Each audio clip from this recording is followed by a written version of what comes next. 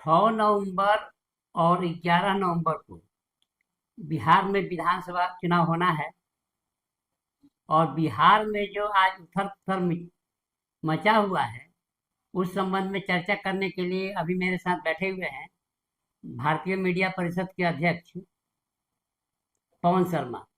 आइए जानते हैं कि बिहार की राजनीति के संबंध में इनका अपना विचार क्या है। पवन जी, जी आप तो क्राइम रिपोर्टर रह चुके हैं। जी। आज जो मीडिया क्लिप दिखाई पड़ रहा है बिहार की राजनीति के संबंध में, आप उसको किस नजरिया से देखते हैं?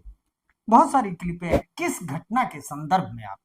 संदर्भ है कि दुलार चंद यादव की जो हत्या हुई है, हम्म, उसी पर कुछ आप विशेष कहिए। देखिए, दुलार चंद यादव जी की जो हत्या हुई है, मैं किसी भी हत्या के संदर्भ में किसी हत्यारे का कोई पक्ष नहीं ले रहा हूं। मैं किसी का कोई पक्ष नहीं ले रहा हूं, मगर दुलार चंद यादव की हत्या के पीछे जितनी क्लिपें वायरल हैं, उन क्लिप के आधार पे लगता है गलती दोनों तरफ से हुई है। और जान जो गई है वो भगदड़ में गई है। भगदड़ में का मेरा मतलब ये है, आप इसको एक दूसरे नजरिए से देखिए कि एक काफिले में 40 गाड़ियां आ रही और 40 गाड़ियों में से लगभग 30-35 गाड़ियां निकल जाती हैं।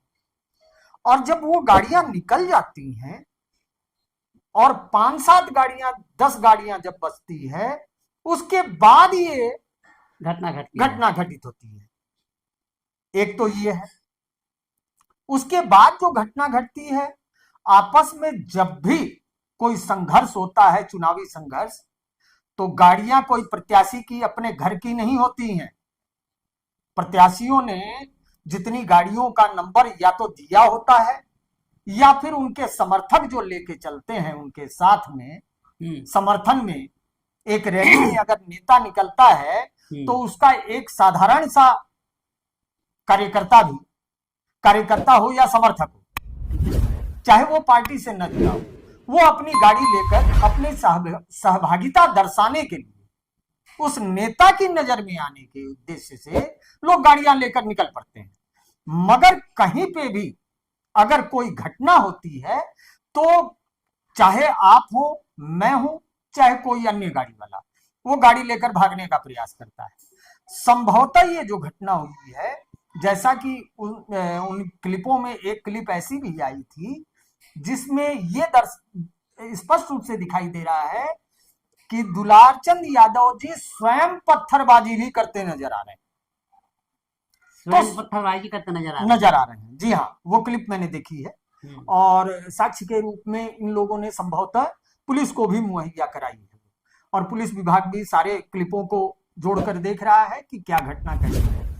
निष्कर्ष क्या निकलता है पुलिस विभाग ही बता पाएगा उसके। मगर ऐसी स्थिति में जब पत्थर चलते हैं तो आपका पूरा का पूरा ध्यान सबसे पहले होता है कि अपने जान की और अपने माल की। माल मतलब जो गाड़ी आपके साथ है वो क्षतिग्रस्त ना हो, इस चक्कर में लोग इधर उधर से निकल के भागने का प्रयास करते हैं।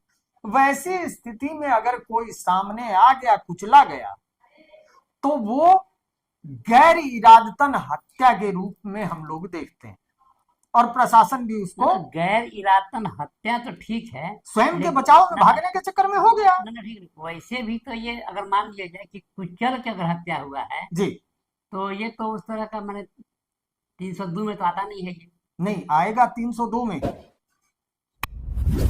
302 पर्टिकुलर किसी एक पार्टी पर अगर वो गोली चलाने वाला जिसकी गोली से वो जख्मी हुए थे, पैर में गोली लगी थी, और संभवतः ये भी हो सकता है कि गाड़ियां भाग रही, एक लॉजिक मैं बता रहा हूं कि गाड़ियां भाग रही और आप पत्थरबाजी कर रहे हैं, अचानक से कोई गोली चली, चाहे वो मेरे पक्ष वालों की तरफ से चली हो या आपके पक्ष वालों की तरफ से चली हो, अचानक गोली लगती है एक व्यक्ति को और गाड़ी तेजी से आ रही है और वो चढ़, तो वो गैर इरादतन हत्या का ही मामला बनता है। अब धारा उसमें कौन कौन सी लगती है, क्योंकि फील्ड में आना जाना भी ना के बराबर होता है अब, इसलिए मैं धाराएं नहीं बता पाऊंगा। सुसंगत धाराएं कौन सी होती हैं? चलिए अब इस प्रसंग को यहीं खत्म करते हैं। जी अब धन्यवाद। बिहार की जो राजनीति है उसमें आपका समीकरण क्या कहता है? देखिए, मेरा ये मानना है हम्म। कि आज के समय में वोटरों की अगर संख्या देखेंगे तो जो वोटर आज 18 साल या 20 साल का हुआ है, उसने 2005 के पहले की बिहार की वो स्थिति देखी नहीं। ठीक है। अगर आपको 4 किलोमीटर भी जाना है किसी सड़क से, किसी चौपहिया वाहन से, तो आपको 4 किलोमीटर जाने में 1.5 घंटा से 2 घंटा, 4 घंटा भी लग सकता था। ये परिस्थितियां हमने अपनी आंखों से देखी। वो परिस्थिति जब शाम को 7 बजे तो मार्केट में कोई शायद ही इक्का दुक्का व्यक्ति नजर आता था जिसको या तो हॉस्पिटल से संबंधित या किसी अन्य ऐसी जरूरत जिसके बिना बाहर निकले बिना नहीं पूरी हो सकती हो, उसके लिए ही लोग निकल पाते थे। ये वो दौर हमने देखा है। जो मीडिया क्लिप अभी सामने आ रहा है हम्म। उसके आधार पर अरे भाई, मीडिया क्लिप में आप देख लीजिए, राजद का प्रचार किस आधार पे हो रहा है? राजद के प्रचार में गाने भी बज रहे हैं कि कनपट्टी घर में से उठा लेंगे। वो एक गाना है ना, पता नहीं वो कैसा गाना, एक अजीब टाइप का गाना सुना था मैंने क्लिप में, कि उनके प्रचार में वो लड़के, अच्छा, गाना गा तेजस्वी रहे यादव, हैं। तेजस्वी, ये देखिए, आप उसका उदाहरण देख लीजिए। तेजस्वी यादव हेलीकॉप्टर से उतरते हैं, वहां प्रशासन की यानी पुलिस की एक गाड़ी लगी हुई है, पुलिस प्रशासन की, जिस पर लाल और नीली बत्ती साफ देखी जा सकती है उस क्लिप में, मैंने देखा है। ठीक है। उस गाड़ी पर, प्रशासनिक गाड़ी पर, जब एक नेता के सामने और अधिकारी के वहां उच्चाधिकारियों के उपस्थित रहते हुए में, चूंकि एलओपी हैं तेजस्वी, तो बड़े अधिकारियों का उनकी सभाओं में मौजूद रहना भी जरूरी होता है जिले के। वैसी स्थिति में बड़े अधिकारियों के सामने जब कार्यकर्ता बोनट पर और गाड़ी की छत पर चढ़कर डांस करने लग जाएं, तो समझ लीजिएगा कि उस पार्टी के कार्यकर्ता कितने बेलगाम हैं। और अभी सत्ता में नहीं है तब ये स्थिति है, सत्ता में आने के बाद वहां तांडव कैसा होता होगा इसका अंदाजा कोई भी लगा सकता है। और अच्छे अच्छे लोगों को टिकट भी दिए तेजस्वी।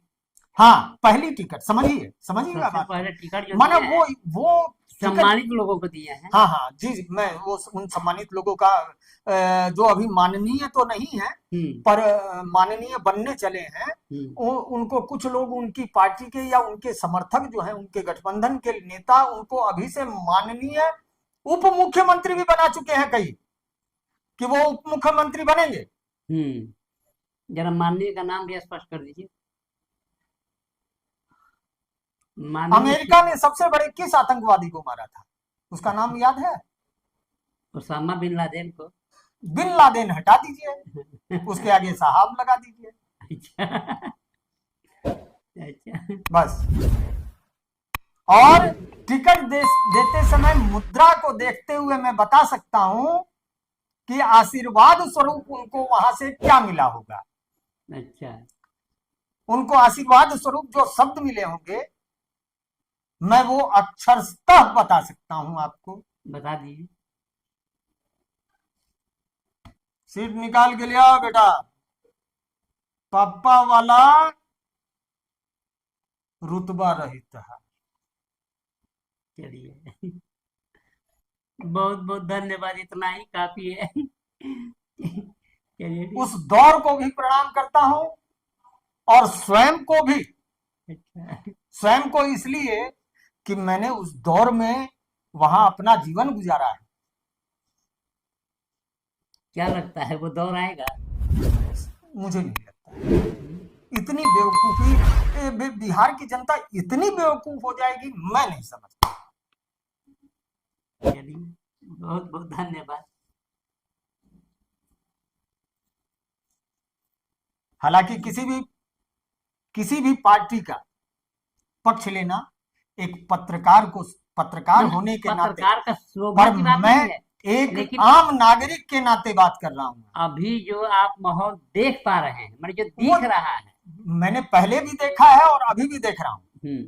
अभी भी वही झलक और उसी राज की तड़प दिखाई देती है। यहाँ पर सबसे पहले तो ये माने सोशल मीडिया के इस दौर में इन लोगों का जो हरकत है, माने समझ में इन लोगों को नहीं आ रहा है कि माने छोटा सा बात माने कितना यानी कि तुल पकड़ सकता है।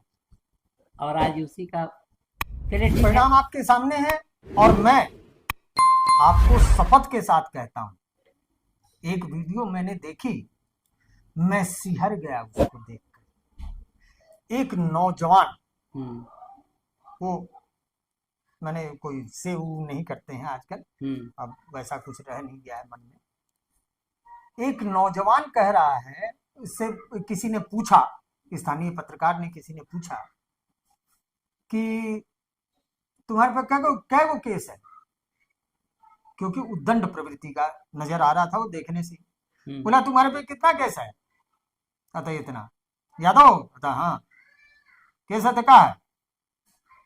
अभी देखिएगा ना, 4 महीना में हमारे भैया गद्दी पर बैठेंगे और सब केस वापस। सब केस वापस। चलिए इसी के साथ जो है ये बयान रिकॉर्डेड है और सोशल मीडिया पर वायरल है, वो मेरा देखा हुआ है। भैया आएंगे तो सब केस वापस, सब केस वापस। तो भैया आएंगे आप फैन हुए चल ये लैंग्वेज तो आप समझ सकते हैं, जो सत्ता से बाहर है होकर ऐसा सोच रखते हैं और कैमरे के सामने बयान दे सकते हैं, तो जिस दिन सत्ता आ जाएगी उस दिन क्या होना है। इसलिए इतनी मूर्ख नहीं है वहां की जनता। वहां की जनता सोच समझकर वोट करेगी। उनके पास कई विकल्प हैं और विकल्पों में से मैं आशा करता हूं कि जनता वहां की एक योग्य और श्रेष्ठ नेता का चयन। चलिए बहुत धन्यवाद। धन्यवाद।